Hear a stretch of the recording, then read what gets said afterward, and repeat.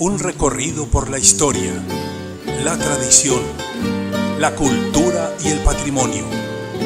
Personajes, arquitectura, lugares y herencias ancestrales. Música, arte, costumbres religiosas y grandes recuerdos.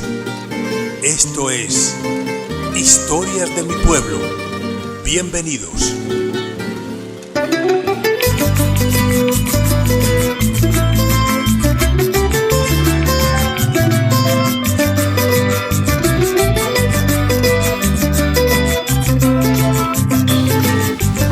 Bienvenidos a nuestro programa Historias de mi pueblo. En la tarde de hoy nos encontramos desde la antigua estación del ferrocarril de nuestro municipio Girardota y me encuentro en compañía de don Guillermo Ochoa Beltrán, don Guillermo de Jesús, exalcalde de nuestro municipio, gran líder de Girardota, y pues quién más él para que nos hable un poquito sobre toda esta historia del ferrocarril, ya que es un hombre que tuvo el privilegio de trabajar con ellos y pues bueno, aquí estamos con él. Esperamos que les guste mucho toda esta historia que tenemos para todos ustedes sobre el ferrocarril de Antioquia aquí en nuestro municipio Girardota. Don Guillermo, bienvenido a nuestro programa. Qué rico que esté con nosotros y qué bueno poder conversar con usted un ratico acerca de toda esta historia. Muchas gracias, Alejandra, muchas gracias por la invitación, la historia de mi pueblo. Interesante el tema del ferrocarril, de verdad que lo llevamos en la sangre porque mi papá también fue jubilado de los ferrocarriles, entonces, como le dice, estamos comiendo desde que nacimos del ferrocarril. ¿Cómo le parece? Bueno, don Guillermo, hábleme un poquito entonces cómo fue que usted llegó a ser parte pues como de esta empresa o de esta organización del ferrocarril de Antioquia, porque ahorita me estaba contando detrás de cámaras que tuvo otros trabajos antes de hacer parte del ferrocarril. Exactamente, sí, yo trabajé en un montaje electromecánico e instrumentación en ENCA en 1971, una empresa llamada Condisa. Después estuve ya en Odempa, estuve como celador, después operario de cortadora de faja y después mecánico 1. Ya en el 75, el 13 de mayo, ingresamos a los ferrocarriles nacionales, hacían pues unos concursos, unos exámenes, y nos favorecía también que éramos hijos de ferroviarios. Mi papá trabajó allá 20 años, se jubiló, trabajó siempre toda la vida en el tren de pasajeros, en el carro amarillo, que era el carro que movilizaban la carga. Entonces ingresé el 13 de enero del 75 como mecánico 1. Estuve en una sección que se llamaba tracción diésel, motores de tracción. Excelente, los talleres de ferrocarril eran muy organizados. En los talleres habían 20 secciones, toda la parte de diésel, locomotoras diésel, autoferros. Allá se hacían las piezas del ferrocarril, las zapatas de los frenos, todo. Era una escuela, de verdad que para mí fue una escuela. Yo entré a tracción diésel y estuve 3 años porque me parecía como muy monótono, todos los días lo mismo. Una revisión que de viaje, que mensual, que trimestral, y haga lo mismo. Entonces se mecanizaba uno mucho y ya. Y entonces yo dije, no, pero es que ¿cómo vamos a trabajar 20 años acá con la ayuda de Dios y hacer lo mismo todos los días? ¿No? Entonces ya pedí que me mandaran para otra sesión y me mandaron para motores diésel. En motores diésel estuve 5 años. Afortunadamente en el ferrocarril ascendía uno muy rápido porque la gente se jubilaba muy rápido. El ferrocarril trabajaba uno en algunas sesiones 20 años y cualquier edad y se jubilaba. Y había sesiones donde se jubilaban con 15 años, donde se trabajaba con calor, como herrería, soldadura y fundición. Entonces la gente se jubilaba, entonces uno progresaba mucho. Entonces, por ejemplo, en una sesión yo concursaba, llegaba hasta mecánico 2, mecánico 3 y me volvía a rebajar a otra sesión, a volver a arrancar, pero aprendía de todo un poquito. Ajá. Y esa fue la clave, por eso me fue bien a mí en el ferrocarril, porque ya cuando en esos concursos, los concursos, por decir algo, un mecánico 4, concursaban los mecánicos 3, si no pasaban, concursaban los 2, si no pasaban, entonces lo declaraban abierto. Entonces uno se presentaba a un concurso y uno tenía todo el conocimiento de eso y entonces llegaba, me ganaba los concursos. Yo llegué el sueño mío cuando entré era ser jefe de la sala del departamento técnico. El en el departamento técnico, allá no se apretaba un tornillo que no fuera aprobado por la sala técnica. Allá tuve el honor de llegar como jefe. Y ya después cumplió el objetivo. Se cumplió el objetivo. Ya estuve allá como 4 años y entonces ya cuando empezaron pues ya a unos decretos, que fue la presidencia del doctor Virgilio Guarco, que los ferrocarriles iban a acabar en 4 años a liquidarlo, que el que tuviera 20 años en locomoción se jubilaba. Entonces ahí quedaron muchas vacantes, entonces me dijo el gerente que porque no me iba a trabajar a locomoción, como jefe de locomoción, y listo, era un ascenso. Entonces me fui para locomoción, allá era el jefe de freneros, operadores, maquinistas, excelente, con la gente. No me gustaba mucho era por las salidas, porque esas viejas de control eran muy horribles, porque en esa época ya los ferrocarriles estaban muy deterioradas, la vía férrea. Claro. Pero en 1 o 2 kilómetros eran 3 descarrilamientos. Ay, en eso salía uno y no sabía cuándo volvía uno. Muchas veces demorábamos hasta 3 días en un viaje de Berrío. Pero bueno, ya después en el 91 yo llevaba 16 años y un mes y nos dijeron, bueno, el que tenga más de 15 años se jubila. Se jubila, ¿cómo le parece? 28 de mayo de 1991 salí jubilado. Súper joven. Jubilado. Y entonces yo dije, bueno, yo tenía 39 años y ahora qué voy a hacer yo, 39 años ya, casado. Yo me había casado viejito, ya llevaba 3 años de casado. Entonces, a mí me gustaba mucho el trabajo comunal. Yo fui presidente de la acción comunal de la Gaviota La Nueva, 6 años. Y ya entonces me dijeron de lo de la política, y bueno, casa comunitaria, me sonó el doctor Humberto Saldarriaga. Para mí el mejor político de Girardota en toda su vida, el doctor Humberto. Y él no fue alcalde y fue representante de la Cámara, pero era un hombre muy inteligente, muy serio, muy honesto. Y cuando tenía un puesto, se llevaba a la gente de Girardota. Claro. Por eso digo yo que es el mejor, el que más ha colocado gente en el departamento. Y que más yo había pensado más en el futuro. Entonces, como le digo, 28 de mayo del 91 y el 1 de junio del 92 ya eres alcalde de Girardota. Ah, eso fue rapidito. Rapidito, porque la gente se cansaba como de los políticos y los partidos sabían que el desgaste normal y no, pongamos gente nueva, una persona que no esté contaminada, que no sea político y tal cosa. Yo, yo asustadísimo porque alcalde de Girardota, pero la comunitaria ya había perdido. La primera alcaldía la perdimos con el doctor Humberto en el 88, la segunda en el 90 la perdimos, que el candidato nuestro era Guillermo Vanegas. Y entonces ya nosotros, candidato a la alcaldía en diciembre, porque en esa época se posesionaba el alcalde el 1 de junio. Entonces, el candidato conservador era el doctor Oscar Cadavid Meneses, estaba Alfonso Gutiérrez, estaba Raúl Castro y mi persona. Y nosotros sacamos 2.278 votos y con eso ganamos. Con eso ganó. Pero entonces nos tocó disfrutar mucho tiempo sin hacer nada. Le tocó trabajo y desde ahí no ha parado. Exactamente. No ha parado, pero lleva este tema del ferrocarril todavía. Sí, exactamente. No, para mí el ferrocarril es una empresa maravillosa, toda la vida lo dijimos. El ferrocarril generaba 10.000 empleos. 10.000 empleos.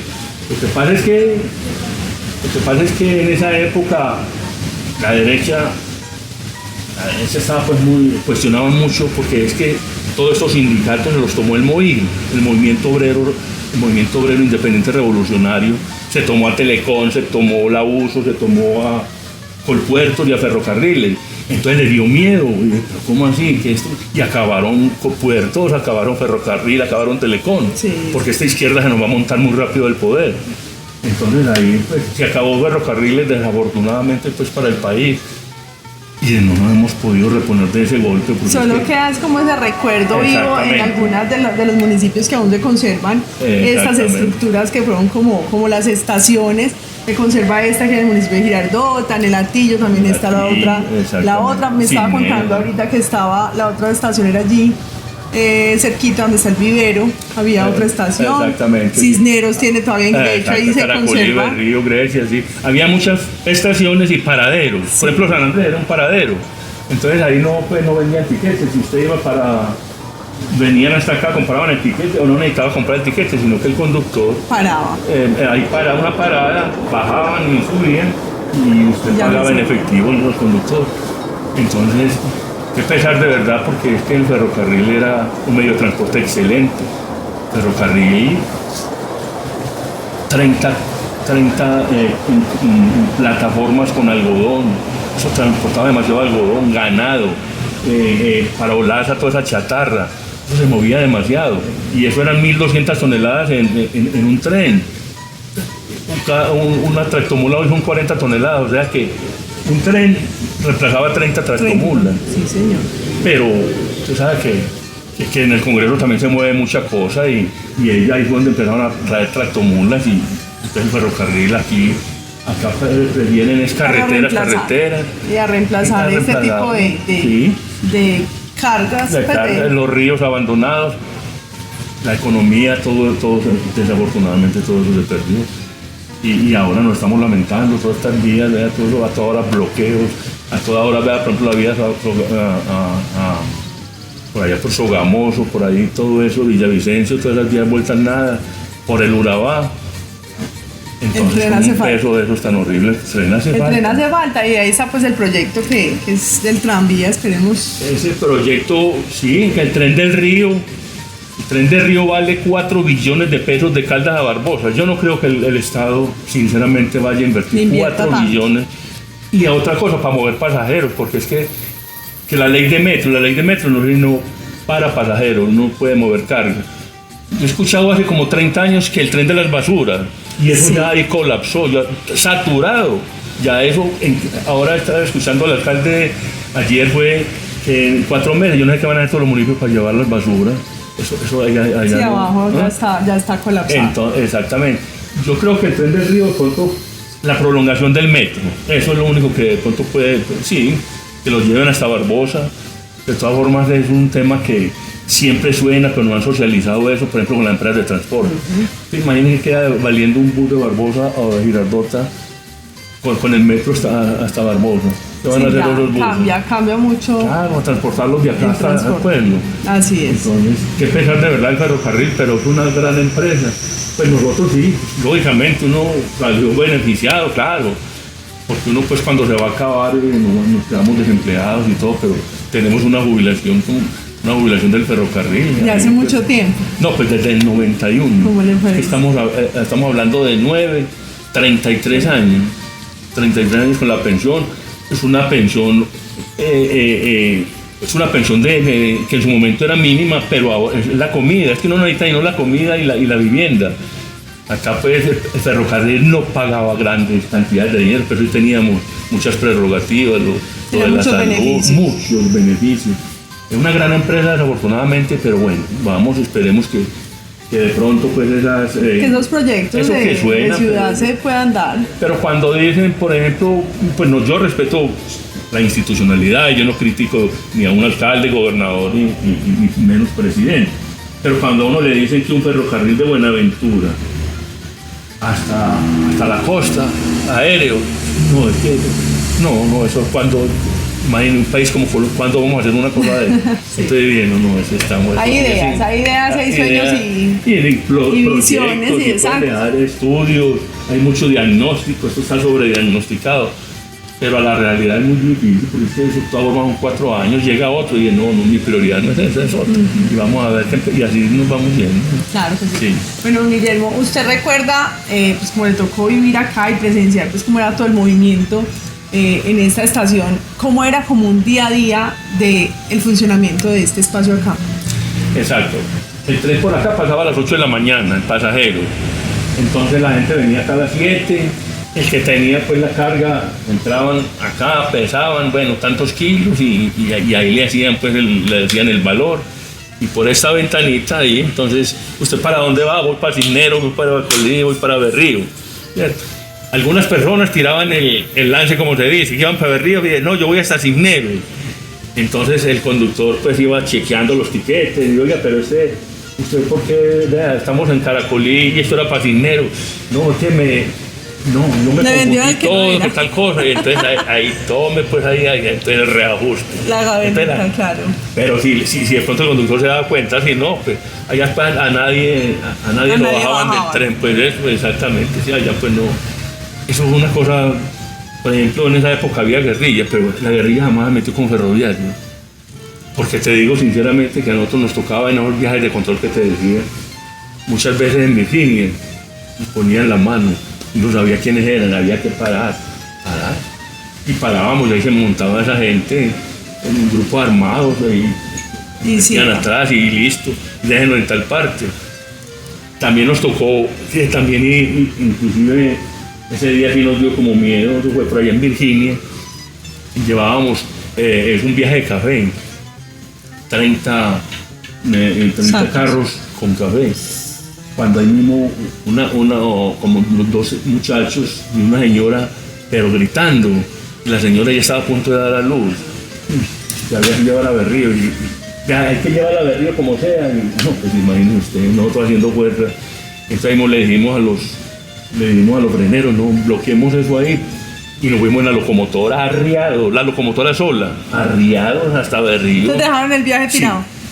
Dejamos ya tirados, que no se dieran cuenta, porque imagínense los problemas que nos metíamos. No, pues claro. Auxiliadores, ay, nos llevamos la señora y la atendieron afortunadamente, y bueno, ya después nos dijeron que no les nació en el camino, menos mal. No, nada, menos mal, pues que tampoco estábamos tan distantes de Puerto Berrío, pero a la lata, como se dice, a la lata, y ya después nos devolvimos, y bueno, ¿qué pasó? No, nos descarrilamos, la mentirita, pues había que decir eso, pero ya vamos, ya vamos nuevamente con el viaje, y bueno, eso siempre, pero la guerrilla, jamás ningún grupo nunca tuvo ningún inconveniente de seguridad. Y se le paraba la viejita, que se paraba con su pescadito, con sus limones, sus cosas, no, eso había que ser, claro, una persona ganándose la vida, como le va a decir uno que no la va a llevar de una estación a la otra para vender sus productos, ¿cierto?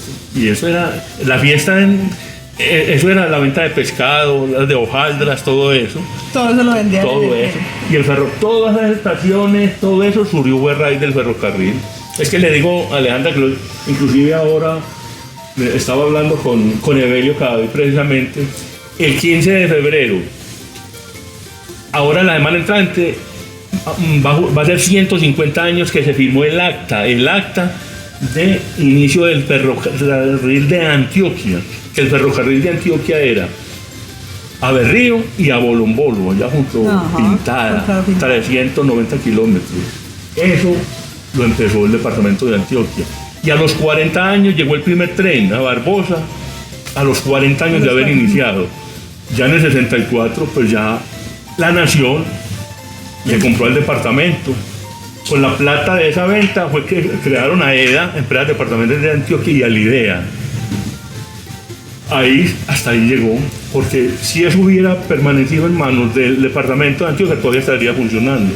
Claro. La nación absorbió, no le metió ni un solo peso, y hasta ahí llegó el ferrocarril. En esa época eran las vaporinas, las bellezas de máquinas que trabajaban a punta pues de agua y carbón, y ya llegó la locomotora, pues la diésel, que esa es la que hasta que tuvo ferrocarril, sí, la CPN, exactamente. Bueno, usted ahorita me estaba contando de unas personas que hicieron parte pues como de esto acá, personas muy conocidas también en el municipio, eran de pronto los motoristas o las personas que vendían aquí los tiquetes. ¿Quiénes eran ellos? Así que para que les contemos aquí a las personas que nos están viendo. Yo me acuerdo mucho de don José Garzón, jefe de estación, un señor bogotano, vivía acá con su familia. Me acuerdo mucho porque él tenía 3 hijas, y don Pedro Alzate venía todos los sábados a darles clases de guitarra, y ellos después conformaron una orquesta que se llamaba Las Hermanitas Garzón, famosas, iban a Girardota a muchas presentaciones, y bueno, ya después ellos, la muchacha ya una terminó medicina, la otra como ingeniería, y ya se jubiló don José. Ya vino después don Gerardo Avendaño, después vino Abelardo Patiño, vivió acá también con su familia, acá los vio, se jubiló don Abelardo, ya se fue para el pueblo, ya llegó don Gerardo, y ya don Gerardo fue a Gerardo Avendaño, ese fue el último jefe de estación que hubo acá. Sí, exactamente. Entonces, todos muy especiales, sí, acá permanecían las 24 horas, eran los que hacían la orden de día. Sí. Entonces, por ejemplo, llegaba la máquina, el maquinista, entonces le decía, pues, si había algún problema, vea, que en tal kilómetro a 5 kilómetros porque hay un paso malo. Y el resto, pues si no había nada, listo, dele derecho hasta Latillo. De estación en estación te tenían que reportar y le daban la... Exactamente. Hacer la misma orden, pues La como misma, exactamente. marcar la tarjeta, pues como Sí, sea. marcar tarjeta, sí. Ajá. Vía libre, hágale. Pero yo creo que todo esto tiene muchas historias y muchas anécdotas también para contar. Pero aquí también hay un lugar que aún se conserva y era el kiosco donde vendían Claro. las comidas. ¿Quiénes eran las personas que estaban ahí en ese Eso, kiosco? al don Arturo y doña Susa.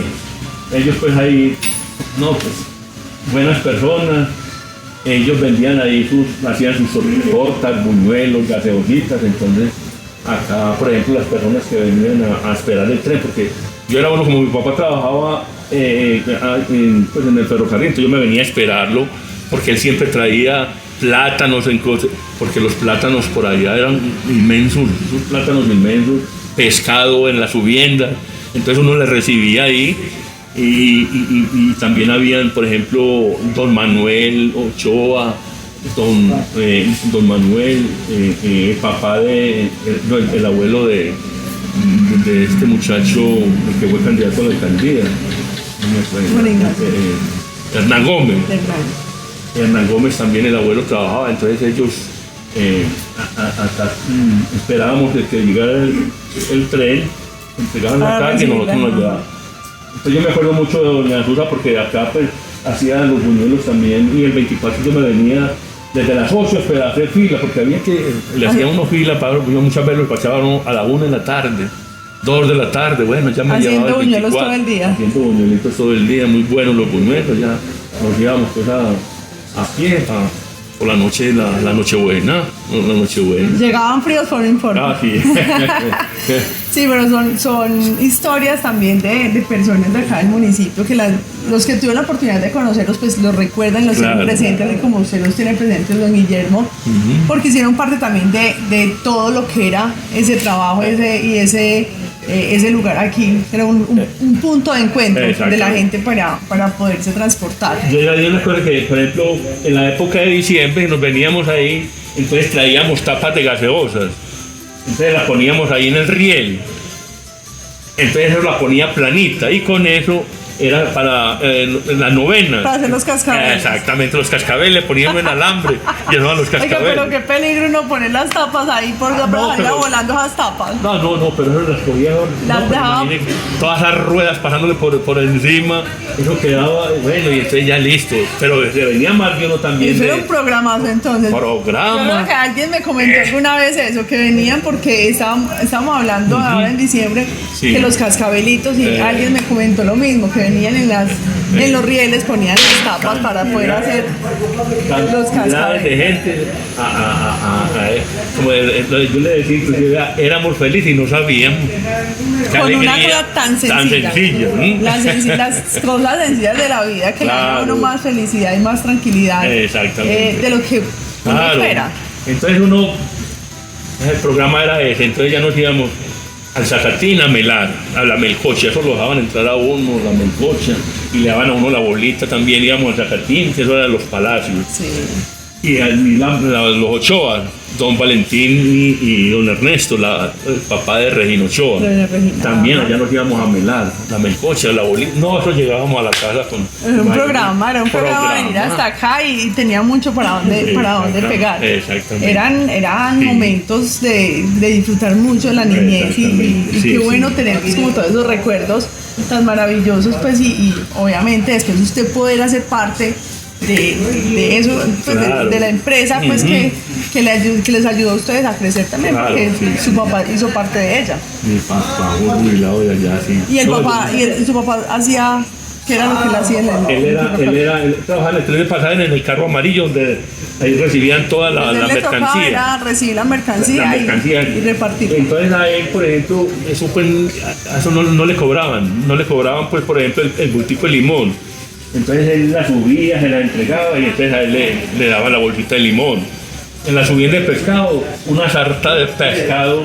Entonces eso era lo que él recibía. Entonces pues, uno venía a recibirle todo, le daban queso, los querían mucho a ese carro porque el carro nevera se llamaba.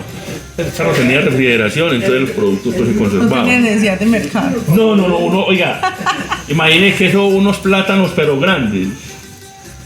Cuando había pues como cosecha de esos plátanos, eso me llevaba a eso como 2 racimos.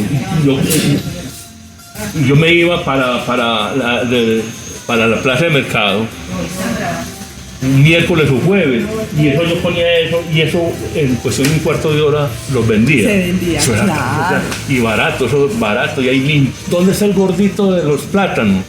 Ya cuando me acuerdo mucho de doña Marta Restrepo, la señora Mariela, la peluquera, la Mariela, abuela sí. Joana Toro. Sí, señor. Entonces con ella me compraban los plátanos, y el domingo yo les cargaba el mercadito a ella. Pues yo era gordito y tenía fuerza, unas canastas grandes. Gordito, grande y con Sí. fuerza. Imagínese. Entonces yo me iba y me daban 50 centavos y unos platanitos de esos como de esos Unos burrapos. murrapitos. Ah, no, yo era feliz. Ya con ¿Qué eso más paga que esa? tenía para ir al cine donde Yolanda y Cifreva ya a ver a esas mexicanas en blanco y negro. Eran No, unas épocas programa, muy buenas, maravillosas que ustedes pudieron Esa vida, disfrutar. sí, eso es verdad, sí. La tranquilidad, La de, tranquilidad. de poder salir sin ningún peligro. Que Exactamente. eso era lo bueno. Sí, no. La vida de uno ha sido buena. Pobres, claro, nosotros éramos 10 hijos. Mi papá, imagínate, una sola persona trabajando. Pero bueno, yo tuve que dejar de estudiar para ayudarle a mi papá, porque para poder trabajar. Entonces yo me salí, terminé el segundo bachillerato en el liceo, me retiré. Y a los 10 años fui a la nocturna. A la nocturna. Estudié tercero, cuarto, quinto y sexto allá con la hermana Rosa, toda ahí en la nocturna. Y eso no es como hoy, que en un año 2 grados, ¿verdad? No, eso era el en un año, un completo. grado. Exactamente, ahí pudimos terminar, gracias a Dios, el bachillerato. Y ya al año murió mi papá y la obligación sí se redobló, pero ya estaba pues en el ferrocarril. Pudo Y seguir gracias a ayudando. Dios ahí los muchachos salimos adelante. Entonces, mucho que agradecer al ferrocarril. Ah, no, es que ese es ferrocarril, el señor caído para mí es lo máximo. Ferrocarril, yo veo un ferroviario y a mí me da esa alegría tan grande porque claro, tantos recuerdos, tantas cosas. Lástima que se ha muerto mucho ferroviario en estos días y uno pues que convivió tanto con ellos, Claro. la nostalgia, pero bueno, hay que seguir para adelante. Seguir para adelante con la ayuda del Señor. Así es, Vamos a así levantar es. nuestra familia. Así es, don Guillermo, ¿no? Sí, Y sí. son estas historias que nos gusta traerle a todas las personas que nos siguen, que nos acompañan siempre, porque la historia hay que contarla, don La Guillermo. historia hay que contarla, sí. Yo le decía a Juan de Dios que en Girardota hay mucha historia, mucha cosa, pero todos sabemos un poquito. Pero ¿y dónde la vamos a dejar? Hay que dejarla escrita, hay Aquí. que dejarla. Claro. Aquí la vamos dejando de a vamos poquito. dejando de a Y también la poquito. podemos escribir, don Guillermo. Ah, no, yo sí escribo. Yo escribo por ahí cositas ahí en el yo Facebook. lo veo muy activo, por muy ahí activo en el Facebook con muchas cosas y eso es muy Sí. rico sentarse uno y leerlo. Claro, leerlo es muy rico. eso, don sacarle el Guillermo. tiempecito. A mí no me gustaba ni el Facebook ni nada, pero hace como, eso fue en el 2019, vale 5 o 6 años. Pero bueno, uno ve fotos, ve una cosa. Algo que sea productivo. Eso, digamos cositas a ver, cositas que uno recuerde, que ahora que le hablan a uno mucho del bullying. Que el bullying ha existido toda la vida. Toda la vida. Yo me acuerdo cuando yo estudié en la escuela urbana de varones, que allá era una fila del infierno, la del purgatorio y la del cielo. Imagínate, ¿qué más bullying que eso? Cuando paraban los muchachos lo veían a uno en el infierno. ¿Qué más bullying que eso? ¿Qué más que la reseña tan O de pronto venía para ahí y uno se agachaba la cabeza. Claro, Eso, es verdad. Ha existido toda Me la vida. preocupaba a uno era pasar en la del cielo, En la del o cielo, mínimo pues, en claro. el purgatorio. Esforzarse para la del cielo. Claro, exactamente. Eso sí Sí, es ha existido todo. Y si era, ese sí era bravo, lo que pasa es que uno no entendía qué era eso. Ah, Me la tiene claro. montada. Sí, y ahí claro. no pasaba. Yo no estudiaba, tenía que estudiar porque los exámenes finales eran orales. Allá iba el de la alcaldía, el de la parroquia, mandaban donos de los jueces y un representante de padres de familia. Y eso es oral. Haga el examen. Ay, Dios mío. Uno estudiaba a las venas o a las manos. A las ¿Aprendíamos mujeres. aprendía? Sí, sí, eso La es letra verdad. con sangrenta, Sí, como sí. decían anteriormente. Uno le tenía miedo, uy, Yo me acuerdo que, por ejemplo, don Joaquín García. era el director del grupo El Cuarto. Allá no era rector, él era rector, pero tenía su grupo que era El Cuarto. Y el respeto era por delante. Respeto. Es que eso es así. Era miedo y respeto. Eso cualquier embarradita, eso era todos los días allá, a la fila, y a ver quién se manejó mal y pase acá y su reglazo. El reglazo. El reglazo. Así aprendimos y nos Y así, levantamos con el temor. así estamos hoy. Y bueno, y vaya por su mamá. Mamá, te voy a ver. Allá. Lo castigaban en la escuela. Después la mamá lo cascaba. Y después le decía al papá y el papá también. Otra. ¿Quién no se manejaba bien? Ajustaban, no imagínate, muy horrible, pero bueno. Oiga, don Guillermo, conversar con usted es muy rico, además porque es muy entretenido todo lo que usted nos cuenta. Qué rico conocer de esta historia, qué rico saber que tuvo la oportunidad de hacer parte del ferrocarril de Antioquia, que allá se pudo pensionar muy joven y que le dio la oportunidad de seguir trabajando en otro tipo de cosas. Usted que no se iba a imaginar. No. Que iba a pasar de trabajar en esta entidad a ser un gran líder municipal, que eso pues también es de felicitarlo, pues porque por ese trabajo que ha sido de toda la vida. Usted se jubiló en eso, pero en esto no se jubila. Aquí sigue trabajando, sigue liderando y sigue proyectando muchas cosas para el municipio, y eso es maravilloso. Exactamente, sí, Alejandra. No, vea, mi mayor frustración laboral, ¿sabes cuál fue? No haber trabajado en Enca de Colombia. Yo me acuerdo que en la alcaldía había un equipo de sonido con unas cornetas, pero se escuchaba mucho. Sí. Se necesitan personas que hayan estudiado hasta segundo bachillerato, que midan más de unos 70, que no... ahí mismo. Allá. Vamos a inscribirnos, vamos a la entrevista. Bueno, que lo llamamos. Me entré a Condisa a ver si de pronto me llamaba, podía trabajar en él.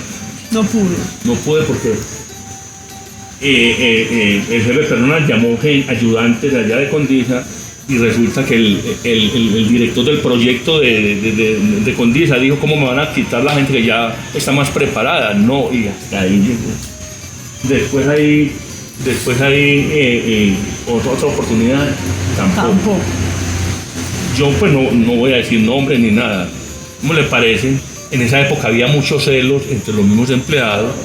Entonces una persona de Enca con un buen puesto le dice a mi papá. Mi papá pues tenía el negocito acá y todavía lo tiene, los hermanos míos. Don Libardo, yo he visto a su hijo mucho allá en Enca de Colombia. Porque yo llevaba 2 meses madrugando todos los días a las 7 de la mañana. A pedir de empleo. Porque me decían, un señor estuvo parado ahí como un mes y el jefe personal dijo: el señor, ¿qué hace todos los días? No, que a ver si le dan un trabajito, llámelo. Y a mí me dijeron eso y ahí mismo 2 meses, nada. La estrategia.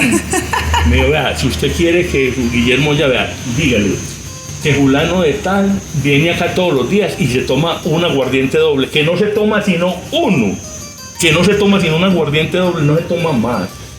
Yo, señor, pero ¿cómo le voy a decir yo eso si él viene y le toma un tinto? Usted verá, diga eso, o si no, no creo que Guillermo entre a él. Y así fue. Mi papá por la noche dijo: mijo, olvídelo, me paró esto y dije: papá, lo abracé. Papá, tranquilo, hizo lo que tenía que hacer. Ya sé que no puedo entrar a Enca de Colombia. Claro. ¿Cómo le parece? Pero en la vida. Yo le decía pues a la familia, no, hace como 3 años, hablando de todas estas cosas, donde yo entré a Enca, allá no tenía una oportunidad de estudiar, porque los turnos, todo eso, me hubiera jubilado allá. Se hubiera jubilado allá, pero apenas ahorita. Exactamente, como obrero. No a los 30 y pico de años que jubiló. Uno viene aquí viene uno como a cumplir, uno viene ya.